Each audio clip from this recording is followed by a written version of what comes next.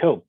So welcome. This is TNG Online Connect. So it's an online platform, part of TNG, helping business owners better educate themselves by bringing in guest speakers across the country, and also allowing you to then network with some people you wouldn't normally meet in your own region.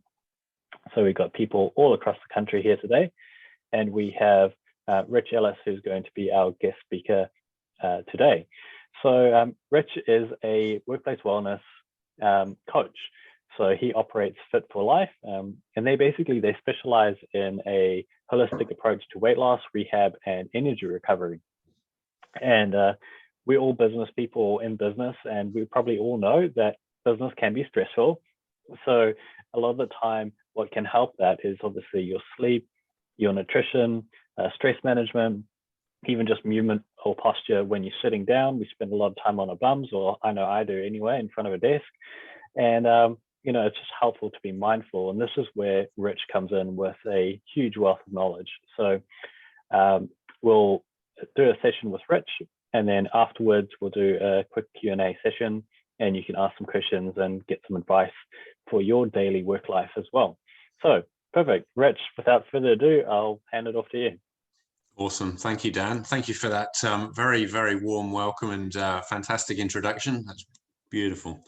Oh, thanks for asking me to be here, Melanie and Mark. Really appreciate the opportunity to present to the TNG team. It feels like an expanded version of the 10 minutes. So that's kind of the approach that I've taken. I've kind of used the base of 10, and I've sort of stretched it out so that I can add in a little bit more value for you guys today. And I hope that you do get some value from this, and that there's some nuggets that you can take away back to your own lives and your own businesses.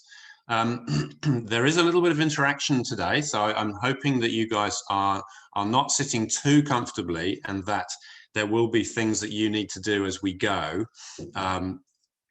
You're not going to be doing anything too physical, so don't worry. But you will need a pen and a piece of paper. So if you don't have that right at hand, if I can drop that now, and it gives you time to prepare when we get to the stage where we're going to be doing a little bit of interaction. I'm going to share my screen, if I may, and just find my slides, so bear with me. All right, just checking that you guys can see that there, business health. Yeah. So business health is kind of the corporate arm of Fit for Life, which is what you introduced, Dan. And it's become the brand that I associate with working in that corporate space and helping businesses and the employees in those businesses. And as the tagline says, our business is your health. So I've come from an FMCG background. You may be able to detect from my accent that it's not a completely pure Kiwi accent yet. I think I've got another year, and I'll have been living here longer than I did in the UK. So I think there'll be a bit of a celebration at that point. However, I do have a New Zealand passport, so I do count myself as a Kiwi. And for the last 13 years, I've been working in the health space. So I had a bit of a career change, and I brought some good transferable skills from my previous working life into running my own business and helping people with their health. And that over the years, that's become a more holistic practice, as you indicated in the introduction, Dan. And I think I've got a list of a few things here. So, some of those holistic things are sleep, and more recently, I've introduced sleep assessments. So I actually get people to take away a tool so that they can track what's going on during their sleep. We can get some really good reporting on that, and then we can analyze where the opportunities are. Stress, as you indicated, Dan, is a big one. And it was interesting, last night I happened to watch a movie, which is a recent one with Russell Crowe, and it's called Unhinged. And so you may or may not have seen this movie. It's relatively new. And the reason I mention it is because the introduction has a montage of real footage, news footage of car accidents, people attacking each other. And I guess what it's doing is sort of laying the foundation for the movie, in that we live very, very busy lives. We've got lots going on, and our brains are beginning to struggle to cope with the amount of inputs that we're having into our brains on a daily basis because of modern day life. And the human condition is struggling, and that's why we're having car accidents increase. People's levels of violence are increasing, and a large portion of that comes down to the busy lives we lead and our ability to manage that stress. And we're going to go into that later on. And resilience is a big part of that stress and building our resilience, and that's something else I talk on. Movement, which is sort of my background, is in movement. And then things like, obviously, nutrition, which is an enormous part of health, as is the gut health. So I've sort of wanted to lay the foundations here with a bit of background from a survey that's done every 2 years by the Southern Cross organization. And what they do is they survey New Zealand businesses, and they get a feel for what's going on the ground. And what they've done here is they've put together that report in an infographic. And so I thought, to give you a bit of a flavor of what the results were from the last survey. Unfortunately, I think we haven't had one since this report. I think it was 2018. And because of COVID, I think that same 2-yearly rhythm has been interrupted. So these numbers are a little bit old, but still, I think, relevant and worth sharing. So I'll draw your attention to some of these. In terms of the impact of lost days due to various different reasons, which we'll go into, but financially quite significant. Obviously, there you can see the cost to the economy is a significant number, nearly 1.8 billion New Zealand dollars. So down the bottom there, you can see 35% of Kiwis turning up to work sick. So the good thing is here, and if you put this into context, the number of Kiwis that were turning up to work sick was 46% in 2017. So those numbers are improving, and I think the culture in New Zealand businesses has changed in that it's become more acceptable for people to take time off when they're unwell, or if they're injured, or if there's something going on that they need some time for. And obviously that wasn't necessarily the case. So there's been a good culture shift in the market there. It's still a high number. And so New Zealand businesses are already spending money on their employees, and what they've worked out is that there's about $1,500 per head being spent on people to improve their well-being. So the intention by business owners is very much out there and happening in the workplace. And so some businesses are being very proactive, and other businesses are being less proactive. But there's a clear return on investment to investing in your employees' health. And this is the one that I'll go into in a bit more detail later, but stress has risen by a reasonably significant amount, over 23%, in terms of, and there's two different types. There's a workplace stress and there's a non-workplace stress.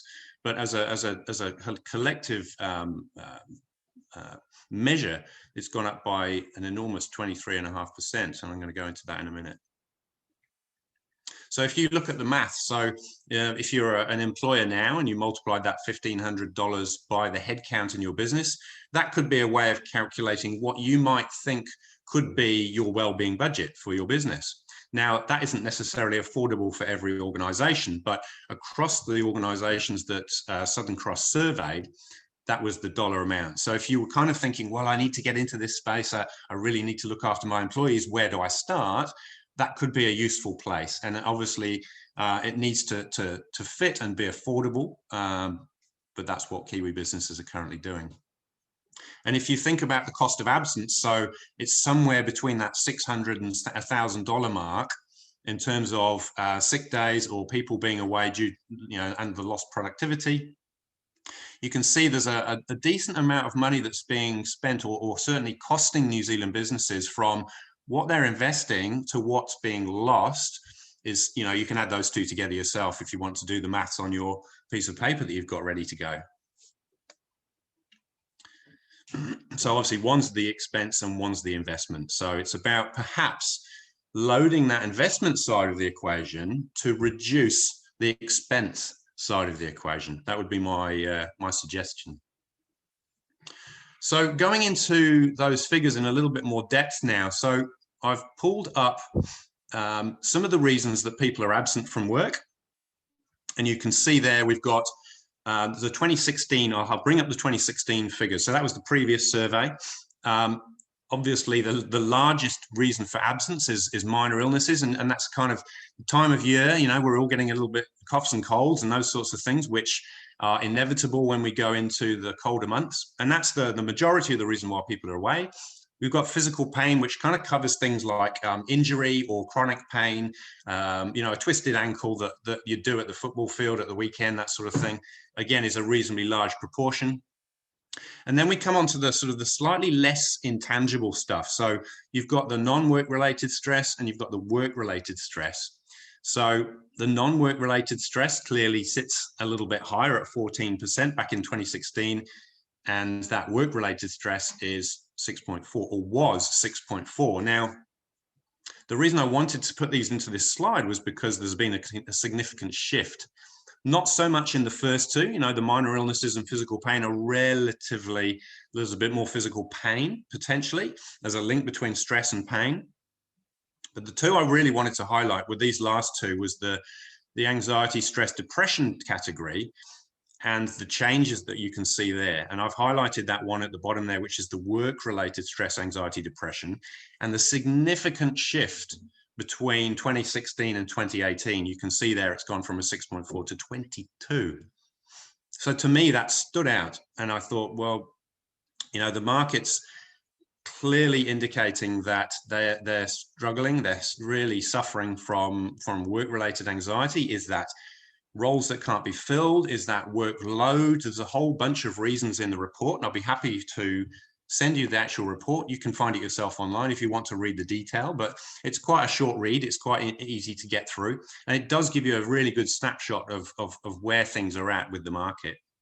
So, you know, my job is to try and bring that 22.2% down when I'm working with organizations to help people understand where their stress is coming from, what their triggers are, and what techniques they can put into place to try and bring that number down so that they're more present at work, so they're more productive, so they're happier.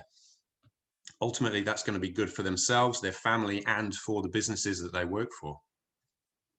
And here's just a spread of the reasons why organizations might have some sort of well-being program in place and the reasons for that. So obviously, stress is right up there in terms of a motivator for doing it, the driver. Better health outcomes overall, which we know is going to be better for everybody. Changing the culture or improving the culture is a really big one. And that's one of the ones that I find organizations struggle with. You know, they may have really unhealthy snacks sitting on a bench, which, you know, get delivered and topped up. And, you know, there's some really quick wins that you can have by changing that to a bowl of fruit and changing the culture about, you know, having water on tap and a few other things. The guys Junk to Go, who I know who are TNG members, who you guys may have heard of, they've got some really clever practices, and one that they've just introduced is Milkshake Monday. And what they do is they blend up some fruit and they put some protein powder in there, and all the guys who work for Junk to Go get a decent, it's just more than a milkshake, it's a smoothie, but that's just a change in culture that brings them all together, and they sip their smoothies before they go off for their day of work.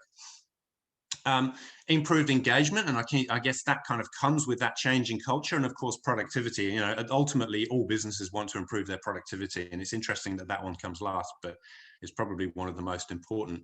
This is probably the most boring slide here, so feel free not to I'm imagining you'll tune out to this one, but essentially the reason I've put this one up, if you want to quickly snap it with your camera, is that you know, there is a duty of care that all employers have. And their responsibility is to manage stress in the workplace as a part of health and safety, as a big umbrella of their responsibility. So, you know, there's the obvious stuff, which is safety, but there's the less tangible stuff, which is health. And I think more and more emphasis is becoming, you know, shifting from not necessarily away from safety, but towards health as a big component of that health and safety element in their responsibility. So let's skip on to a more exciting slide. Okay, pens ready, people. What I want to do is just take you through this slide here. Now, this is one of the slides that almost appears in every presentation that I do, and it's my metaphor for stress. Everybody has a different size stress bucket. So the size of your bucket indicates your ability to manage or tolerate stress. And stress will continuously flow into your bucket. That's inevitable. But there is a tap at the bottom of your bucket, and that tap allows you to release some of that stress out of your system, from your brain, from your body, so that you can stay balanced, so that you can still do all the things that you need to do. So what I'm going to get you to do with your pens and paper is to draw a line straight down the center of the page. On the left-hand side of the page, you're going to write the word in. On the right-hand side, you're going to write the word out. And just spend 1 minute thinking of some of the things that add stress to your bucket. So that's the in column. And think about some of the things that you do to release some of that stress through the tap at the bottom. So that's the out column.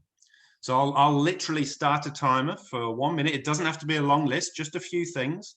And once 60 seconds is up, I'll stop you. It means I can have a sip of water.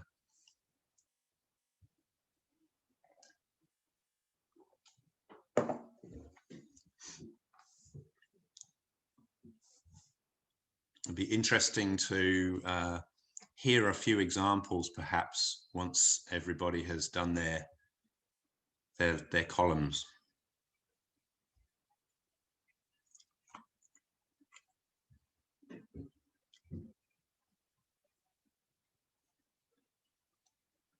So you're over halfway.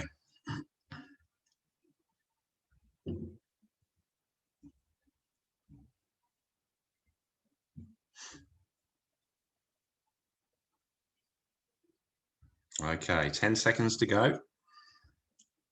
No pressure.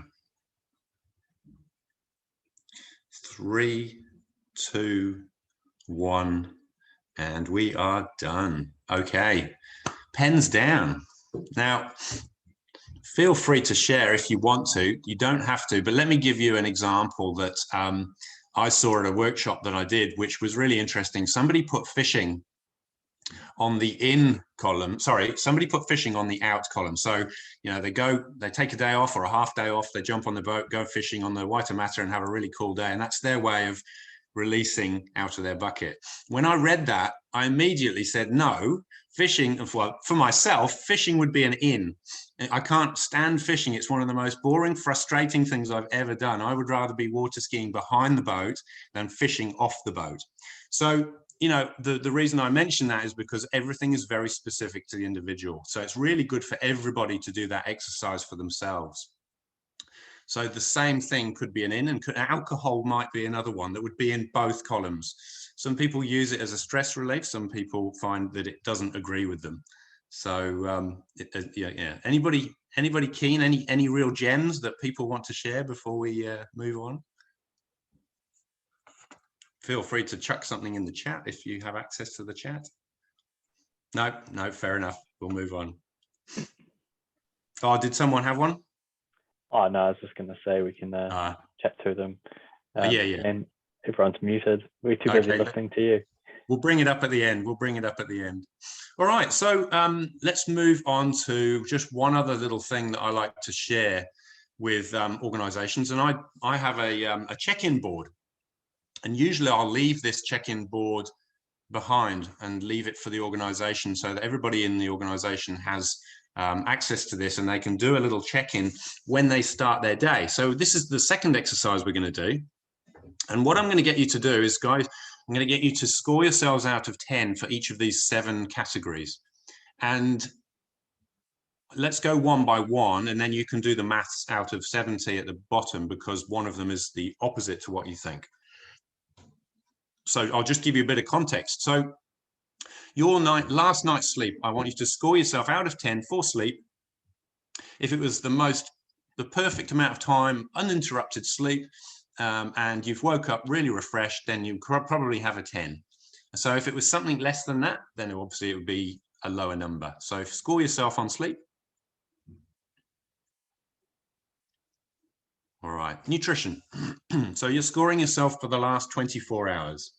So how good was it? What was the quality like? What was the quantity like? Did you get all of those things on point? If it was, then it would be a 10. If it wasn't so much, then it would be less than a 10. So score yourself on nutrition. All right. Hydration is next, and it's reasonably self-explanatory. What's your hydration level like right now? Have you been sipping the water all morning, or sipping the V's, or lots of coffee? What might it be? So ideally it's water. Some of those other things are diuretics, so that means they'll actually dehydrate you. So what's your score on hydration? Next one is movement. So I'm not talking about exercise, because exercise is a component of movement. Talking about your general movement through the day. So up to the point where we are now, so coming up to 11 o'clock, how much movement have you had? Or have you been sitting all morning and you've got very little movement into your morning? So a 10 would be lots, 1 would be a little. Energy is next. Energy levels now. So are you bouncing off the walls because of all those coffees, or was that sleep so good that you've got lots of energy? So scoring yourself 10 for lots of energy, or low for not so much energy. We're nearly there. Body. So a very quick audit of your body, head to toe. If you've got a headache or some sore muscles or an injury, then that would be maybe a little bit lower. If the body and the head are feeling good, then that would be a high score on body. And the final one is scoring yourself on stress. Now, this is the opposite way around. So if you perceive yourself to be a little bit stressed, then it would be a low number. If you're feeling reasonably relaxed and happy, then it would be a higher number. So that's the other way around. So once you've scored that, I'll get you to quickly do the maths, and you should have a total out of 70. So that's the health check-in. All right. I'm assuming everybody has got to that point. You're probably ahead of me already. So just a couple of pictures to give you a flavour of some of the things. There's a workshop that I did with an engineering company in Newmarket. I've got them all holding, in this one picture here, they're holding a rubber band, and it's a really clever, simple exercise, but one that really gives you an ability to feel what stress could be like, because the more you put pressure on that rubber band, particularly if someone's standing next to you, the more you're going to feel a little bit anxious and a little bit tense. And so it's a great way of representing that in the body. And then I get them to take that band as far as it will go till they feel like they're about to snap the band. And I say, well, that's the same as you staying stressed for long periods of time. Then I get them to relax the band, take their fingers out and say, now, how do you feel with the band relaxed? And there's a little bit of relief in the room. So just one of those exercises. So you could share that with your colleagues. That pretty much wraps us up. So hopefully you've had a bit of a feel for what's going on in the market and where businesses are at, and some of the things that you can do to look after yourself and manage that stress bucket. I'm sure there are questions. Awesome. Hey, thanks so much, Rich. That's definitely very helpful, helping us get a gauge of how we're doing in our everyday lives. In terms of the scale, so obviously ranking ourselves out of 70, if you are in the 30s or in the 40s or 50s, like what does that mean? Sure. It's very subjective. So I think doing a single measure one-off isn't as useful as doing it over the course of a period of time. So I usually say to people, if you're getting yourself into the 50s, you're doing quite well. So anything from sort of 50 onwards is a pretty good score. So again, it's very subjective, but 50 might be a really good score for some people. It may be an average score for other people. So to come back and do it, maybe once a week or more frequently would be a really good insight, because then you're going to start seeing a trend. If hydration always comes up every time as a low score, then it quickly tells you that there's an issue with hydration and some of your habits. Mm-hmm. And that's where the real power of it comes. So if someone's noticing that they have a lower score or kind of generally trending lower, what are some options that they have to rectify that? I think it's about identifying what it is, like I said. So, if hydration is let's use that as an example. So if hydration keeps coming up low, then, it's about looking at your habits and saying, well, do you have a water bottle? Do you have a routine? There we go. Look at that, sipping as we go. So that's the perfect example, Dan. You've got your bottle, you've clearly taken that with you to work, and you fill it up as and when you get to the bottom of it, and it stays with you. So having a water habit is a really, really good one. There are apps that you can use to track your hydration. So every time you consume some water, you'd log it, a little bit like a food diary. And that could also give you a handle on, are you drinking enough, if you measure it for a week or two. And then you can I've often bought water bottles for people who are struggling with hydration. I said, have you got a bottle? And no, I haven't got a bottle. So I'll buy them a gigantic 3-litre bottle. So at least if they only fill it up once, I know that they've got 3 litres in by the time they empty that bottle. So it's about having little strategies that you can change some of your habits to overcome some of those lower scores. Awesome. Melanie? Rich, that was really interesting, and I obviously could spend a lot of time with you because I'm quite fascinated. But the thing that strikes me most is that day to day we change. So I scored myself this morning, but this week I've been fighting a virus. So I know this morning I feel very different than I did yesterday. And so the score is going to change so much from day to day. So do you recommend that it's something we have to be doing daily or weekly, or how often should we be assessing? I guess it depends. It depends on your goals, perhaps.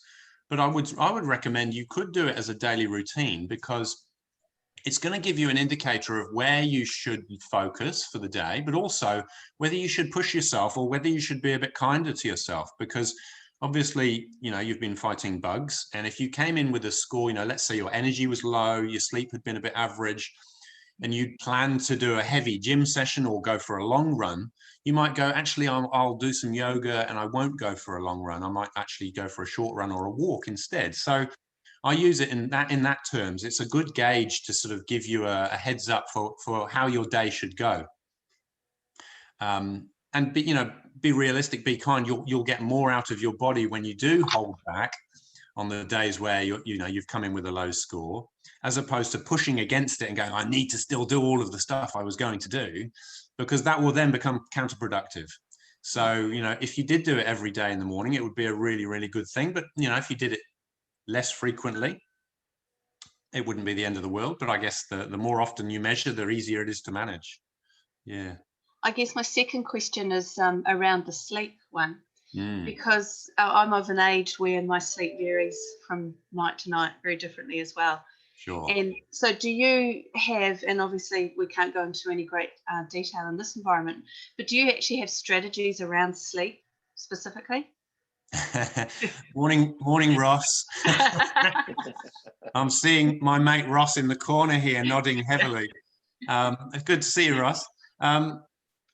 The answer is yes, Melanie, to that question. I guess, it comes back to measuring again. You can't manage, as Peter Drucker quite wisely said, you can't measure what you can't, so you can't manage what you can't measure. So getting a handle on what's affecting that sleep, what in the data tells us what's going on. Is it that you're waking up too many times? Okay, why are you waking up too many times? Or is it you're always waking up at 2 in the morning? That may be related to the liver. So it's trying to narrow down what could be causing it, so that you can get to the bottom of it. But yes, there are lots of sleep strategies. There are some generic ones which we can all be doing, and then there are some specific ones which, depending on what's going on, you would engage those ones. One thing I would say, though, going back to the check-in, and when we talk about energy, getting natural light into our day, and obviously into our eyes and our brains at the beginning of every day, is one of the most important things we can do for our circadian rhythms. Because if we go from the house to the car to the office to the car to the house, we don't see a lot of natural light. So we're never really resetting our melatonin, which is our sleep hormone, back to zero. So if you can get outside for just 10 minutes in the morning and get some natural light into your system, that will bookend your day, so that your circadian rhythm says, here's the beginning of the day. So I now know that I'm probably going to be sleepy in about 16 hours. Wow. So that can really, really help from a sleep point of view. There's lots of other things that will help from a sleep point of view, but we all need to be getting more natural light in the mornings. Thank you. Really interesting. If you have a question, just unmute yourself and fire away. Cheryl. Hi, Cheryl. Hi, I'm just wondering about that natural light. So can it be behind glass? Or should it be actually physically outside, sun on your skin? It can, but it probably won't be as good, because that probably means you're either in a car or in a building. There's a really good app called Light Meter, and you can download it onto your phone. And Light Meter is a bit like what a photographer would use just before they take a shot, because they need to know there's enough light to create a really good photograph. And when you use Light Meter in a building, you're going to register, even with the brightest fluorescent lights, you're going to register lux, which is the measure of light. It's going to be 100, 200. If you step outside and remeasure it with that app, it's over 20, 30,000 lux. So there's a significant shift just from stepping, inside to outside that will send a different message to your brain in terms of resetting melatonin. And the reverse would be necessary at the end of the day. So, you dim the lights in the house at nighttime to the point where you're ready to go to bed, and then you've sent the same signal, or the reverse signal, to your brain to say it's time to wind down, so that you can set yourself up for a better night's sleep. So I suspect the answer is no. You're better to be the real thing, Cheryl. Okay, thanks for that. Yeah. Hey, Rich. Hi, Ross. Hey, buddy. I was waiting for you to plug your glasses. Yeah. Can you explain a little bit more about these fancy glasses of yours? I think people would love to hear. Oh, you're so kind. I didn't want to do a shameless plug. I think you should. Well, thank you, Ross. I think just building on that point that I talked about in terms of the reverse is important in the evening, dimming the lights.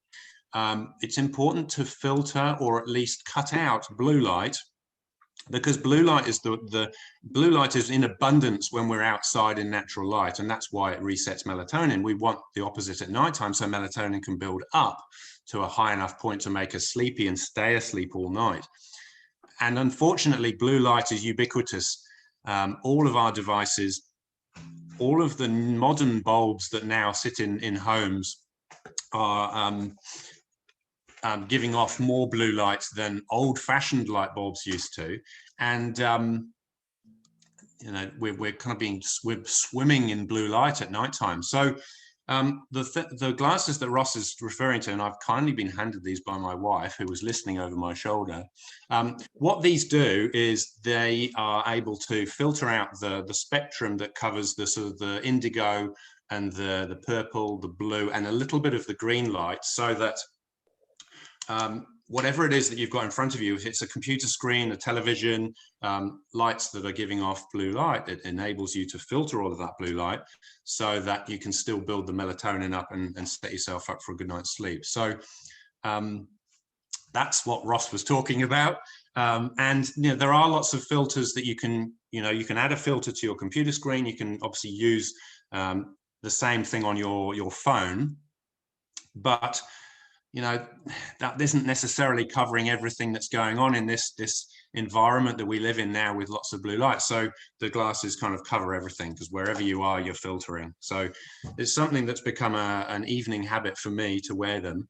And certainly my sleep's been good for a while. It was pretty poor. And it wasn't just the glasses, it was just an attention on how that sleep was going, and really measuring it and improving it so that energy is better. Yeah. Thanks, Ross. Sounds like our 3 teenagers in the house who are on their gaming devices until late at night should have those glasses. So thank you. Yes, I'll be in touch. I hear you. I go into my kids' bedrooms and kind of go, put your glasses on, and shut the door again. It's like, oh God, here we go. With your workday, or are you still there, Rich? You seem to be frozen on my screen. But we're back. Back again. Awesome. We're back. When you're obviously sitting down all day or at a desk all day, how often should you be getting up and getting some movement in?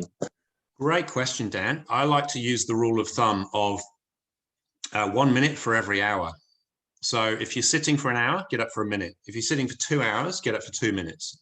3 hours, 3 minutes. 4 hours, 4 minutes. As a bare minimum. Right. Yeah. And don't just walk around, you know. There are lots of things that we can do. So obviously our hips, our glutes are the biggest muscle on our body. They get weak. They're not designed to be sat on. So, you know, they support our backs. So if you can do things to activate those in between sitting, that would be a good thing. But also thinking about your posture. So, you know, we can get very hunched, leaning over a keyboard. Think about movements that can extend your spine to keep it upright in between. So those would be two key priorities to everyone sits up. Key priorities to think about when you're standing. So it's not just a break from sitting; it's an opportunity for movement. Awesome. Have we got any additional questions from the crowd? Yeah, I'll ask one more. I missed half your presentation, sorry, Rich. So I'm not sure if you covered the personalization aspect and tools like Shea Wellness. Did you get anything covered like that? I remember seeing something about personalization in the synopsis.